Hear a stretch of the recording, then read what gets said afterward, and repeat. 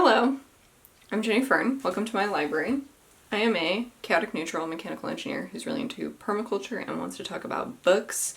So let's talk about books. It is getting to the end of the year, which is wild. Horrifying how the last 2 months have gone by incredibly quickly. But I wanted to do a video today, which is pairing books with my Spotify Wrapped. I use YouTube Music, and they already have the year-end summary stuff. I am going to be pairing books with my favorite albums from this year, or my most listened to albums from this year. So my top album for this year, the one I've listened to the most, apparently I listened to it for 12 hours, was Addison by Addison Rae. And yes, I very much did enjoy this album, and I found it extremely comforting, and more than that, I just really enjoyed, I enjoyed so much about it, almost everything about it, and I didn't have anything that I didn't like about it. So the books that I have for Addison: The Virgin Suicides by Jeffrey Eugenides. This really is that very feminine and girlhood kind of essence of the album, although obviously this is tragic, and I don't necessarily think that Addison is tragic.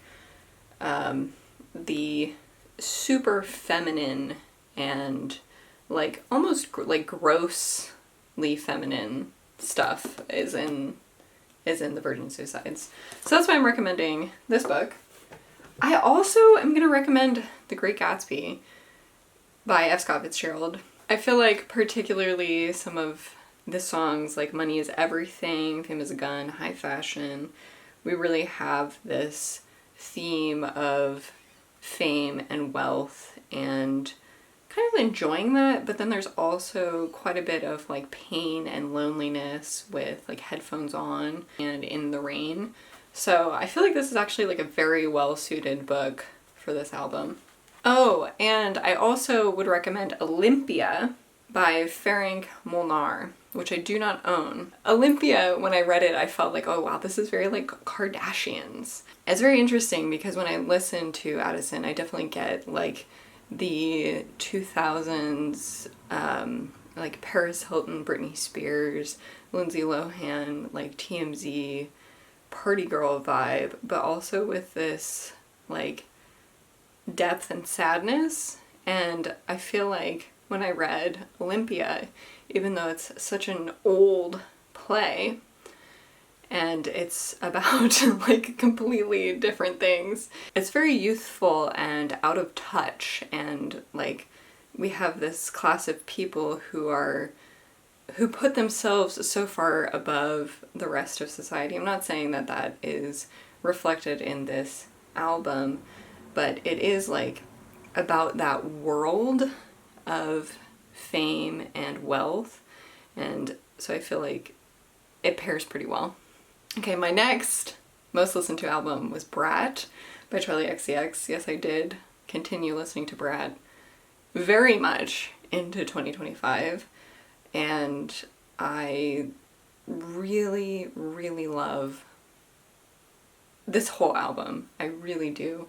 I initially had some songs that I was oh, I love this song, like Von Dutch, and then as I listened to it more and more, I got just so engaged with the lyrics and the thought process and this kind of open diary aspect to the album. And so for that, I have two books to recommend that are quite reflective and internal, because I feel so much of the heart of that album is just how revealing of the true insecurities, the deeper feelings, with like the surface level of like, yes, I am a party girl, but I also have all of these thoughts about living my life as like an adult woman. So I do have perks of being a wallflower come to mind. Part of it is probably the green. Part of it is probably just how it looks very alike. This is by Stephen Chbosky, and I read this quite a long time ago, so I can't pull like very specific reasons. It's just like a gut feeling that there is like a level of openness, a level of like partying, and of vulnerability with this. And I have this massive play by Eugene O'Neill. This is Strange Interlude, and I have mentioned I read this last year. It was one of my favorite pieces, and one of my favorite characters in this was Nina. This play explores internal monologues quite a lot, and I feel like a lot of the Brat album is an internal monologue. And this features this character who is really just going through grief and trying to grow up, and she has a lot of thoughts. So that's why I recommend Strange Interlude. And if anybody has any more recommendations for books that give that Brat feeling, I would love to know, especially if there's more like shimmery party girl on top and like underlying something quite a bit deeper. It's very interesting sometimes when I think about the music that I love and the books that I love, and how I feel like with the books that I'm reading, there really is a lack of like breadth of people in books. A lot of people in books are very book people. They're like bookish people, but there's so many different types of people, and I feel like they're not really fully represented in literature. If you understand what I'm saying, please let me know. If you have recommendations, I would love to read them. Now I have an album that's very instrumental. It's Ochikochini by Emerson Kitamura. This was a huge comfort album for me in the beginning of the year, in the springtime. I listened to this on repeat a lot at the beginning of the year, and it is very like relaxing, sometimes chaotic. It has like video game music vibes, and I just feel like there was so much to visualize and grasp onto with the music, having just like whole stories kind of play out with each song, even though there wasn't lyrics to grasp onto. So I decided to pair this up with a few books. The first one I'm going to talk about is The Housekeeper and the Professor by Yoko Ogawa. I just finished reading this in November. I feel like there is, with math, there's so much of this like in your brain floating around, imagining these concepts, like really visualizing math and like what these concepts are doing.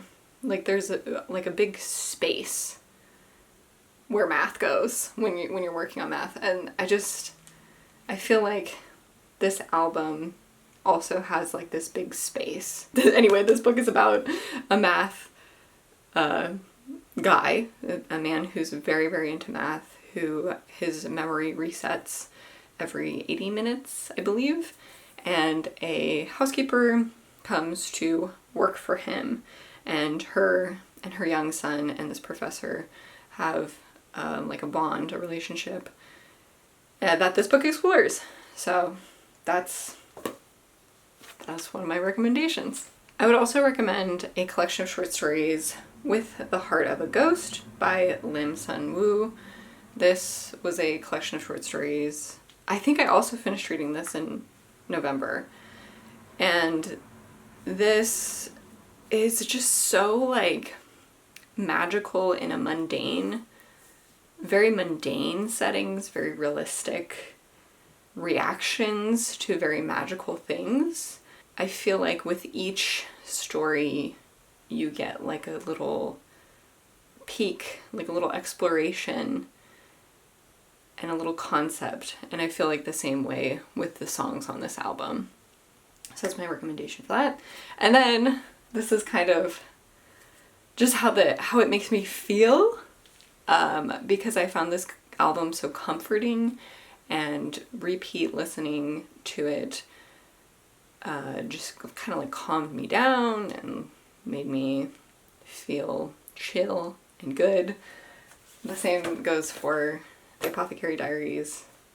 This was my comfort read for this year, and reading both the light novel and the manga just kind of allowed me to chill out. So that's my recommendation, not for any theme or anything like that, but just for the pleasant feelings. The next album is Heavier Jelly by Soft Play. So it's interesting because I also listened to the album Heavy Jelly, which is the same songs except there's a handful more on Heavier Jelly. So this one's probably like quite high up in terms of listening because I listened to two different albums that had the same songs on it. So this might be one of the even higher up albums. So this, gosh, I just love it so much. This is a punk album. It's very angry and lighthearted at the same time. It's very punchy. It has a lot of energy, which I love. And I went to see them, and they were just absolute sweethearts. Very, very kind. And I had like one of my most favorite days of my life and favorite experiences of my life seeing them. So I hold them very near and dear to my heart. But it was so hard to find books because I was thinking like, gosh, it's not that easy to find books at least on my shelves that are both like angry and lighthearted. Like there's such a levity to their music, and also like this brimming like aggression. And I think it's really hard to find something that's angry but not serious about how angry it is. You know what I mean? So I have a couple of books that I feel like don't take themselves very seriously. They're very lighthearted, and yet they still have like something to say. And so I have The Hitchhiker's Guide to the Galaxy by Douglas Adams and Memoirs Found in a Bathtub by Stanislaw Lem. Both of these are like sci-fi, which is the thing that I'm having a bit of a hard time with. I don't think that Heavier Jelly is anything to do with sci-fi, but the underlying levity and having like opinions is why I recommend these books. I think most people know about Hitchhiker's Guide to the Galaxy, so I'm not going to go into that too much. But Memoirs Found in a Bathtub is just very satirical. We have a guy who I think he just like wakes up after there's been like this paper consuming plague. So it says it's the year 3149, and it's like this weird like conspiracy, like he's a spy, but like what is his mission? Like nobody knows, he doesn't know, and it's like all like conspiracy and counter conspiracy. I don't know, it's all very silly. I also have another recommendation. There's a song on the album called Mirror Muscles. My favorite boy, Mashal, from Mashal, Magic and Muscles, comes to mind. This song is all about working out and getting hot, and this boy is very, very strong and he lives in a magical society, and in this magical society, he should be put to death because he isn't magical, and yet he is so buff and so strong that he acts as if he has magic because of how powerful his muscles are. And so I feel like the levity, the silliness, but then also like the heart, having so much friendship and love, really makes this suit this album and this band. I have a couple of Goosebumps books because, again, levity and just like this silly ridiculousness, and also subject matter, I suppose. There's a song about worms. There's a song about not taking out the trash, and then just having like gross, nasty trash juice all over your floor. And I feel like that's such a Goosebumps kind of thing. And then I feel like this is the most serious album on my list. It's the last album I'm going to talk about. That is Paranoid by Black Sabbath.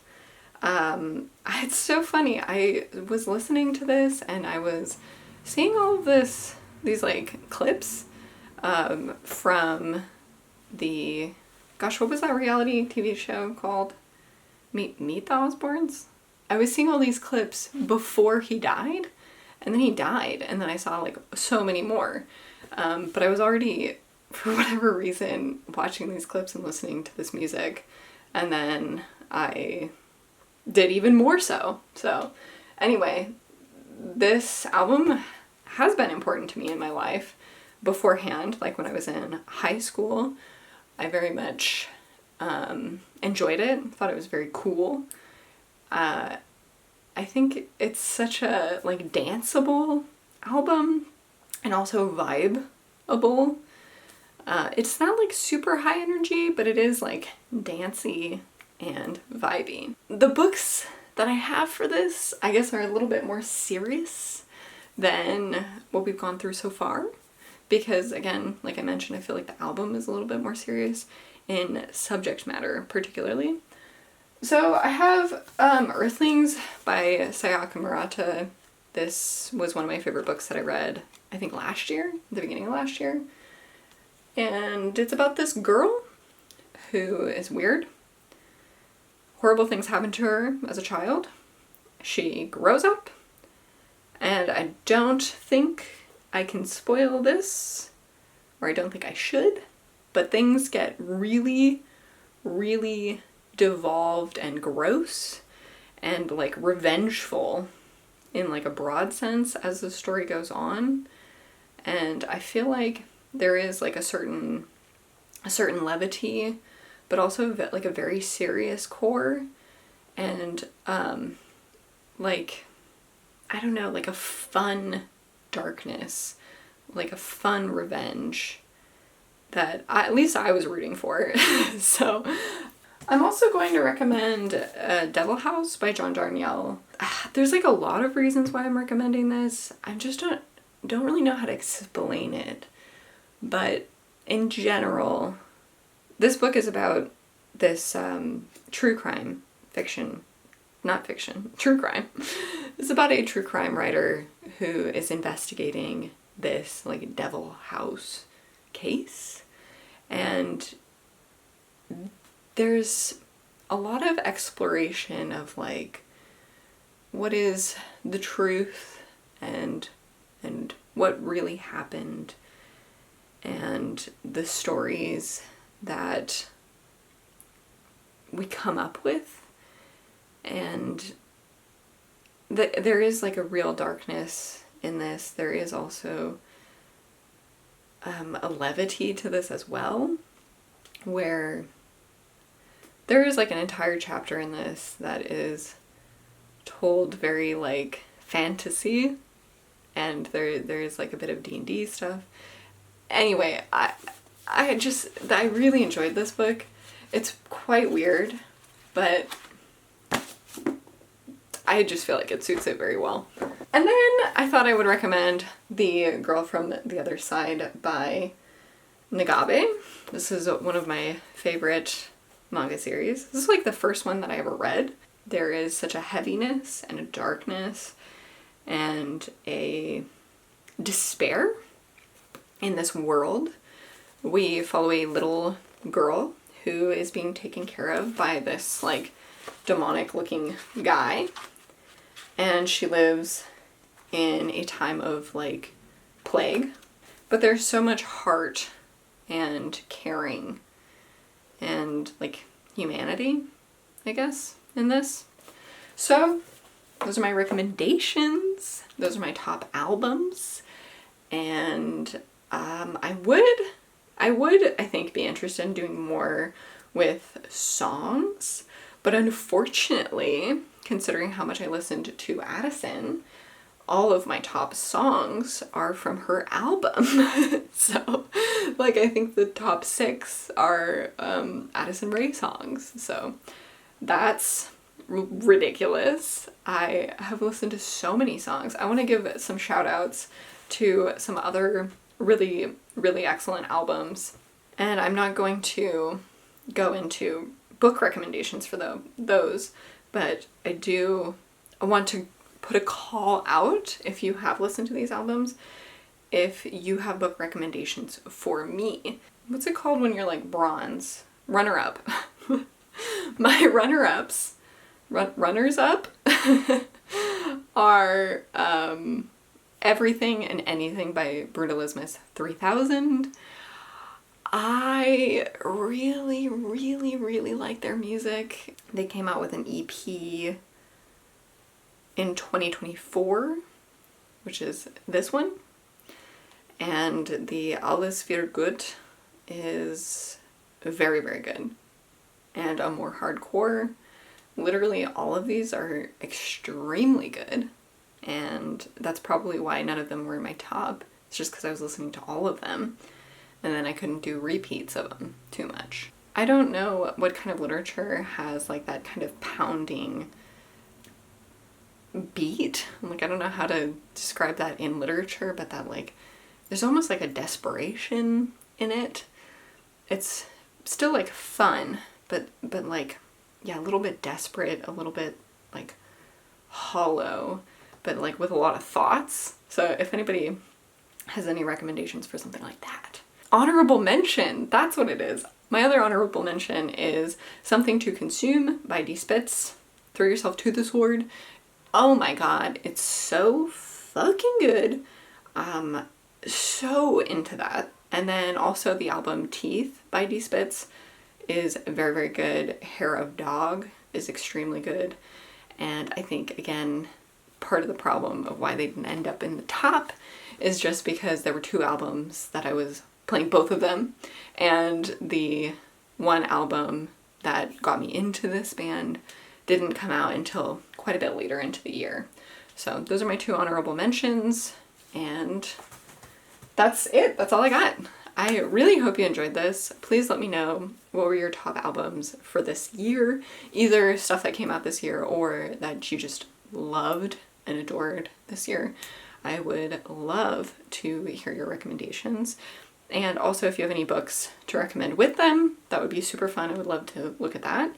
And if you have any books to recommend me based off of the music that I'm listening to, I would love, love, love to hear that as well. Thank you so much. I hope you're having a wonderful end of the year. And goodbye.